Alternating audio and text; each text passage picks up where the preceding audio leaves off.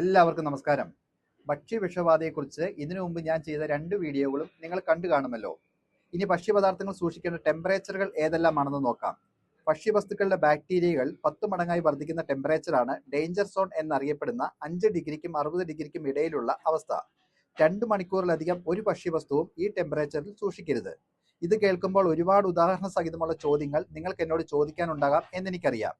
ഭക്ഷ്യസുരക്ഷയുടെ നിയമപ്രകാരം ഇതാണ് danger zone. ഏതൊരു ഭക്ഷണവും കൂടുതൽ സമയം വയ്ക്കേണ്ടി വന്നാൽ ഫ്രിഡ്ജിൽ 5 ഡിഗ്രി താഴെയോ 60 ഡിഗ്രിയിൽ കൂടുതൽ ചൂടാക്കിയോ ഭക്ഷ്യവസ്തുക്കൾ വയ്ക്കാവുന്നതാണ്.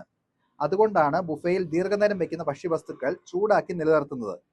5 ഡിഗ്രി താഴെയുള്ള ഫ്രിഡ്ജിൽ ഭക്ഷ്യവസ്തുക്കൾ 3 ദിവസം വരെ സൂക്ഷിക്കാം. ദീർഘനാൾ സൂക്ഷിക്കേണ്ട ഭക്ഷ്യവസ്തുവാണെങ്കിൽ -18 ഡിഗ്രിയിലുള്ള ഫ്രീസറിലും സൂക്ഷിക്കാവുന്നതാണ്. മത്സ്യ മാംസ മാർക്കറ്റുകളിൽ തൂങ്ങിക്കിടക്കുന്ന മാംസപദാർത്ഥങ്ങൾ അപ്പോൾ എത്ര നേരമാണ് അങ്ങനെ കിടക്കുന്നത്?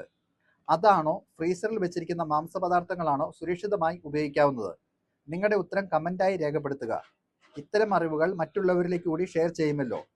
പുതിയ റെസിപ്പികളും അറിവുകളും നിങ്ങൾ ഇഷ്ടപ്പെടുന്നുവെങ്കിൽ എൻ്റെ ചാനൽ സബ്സ്ക്രൈബ് ചെയ്യുവാനും പേജുകൾ ഫോളോ ചെയ്യുവാനും ഓർക്കുമല്ലോ. എല്ലാവരിലേക്കും സന്തോഷം നിറയട്ടെ.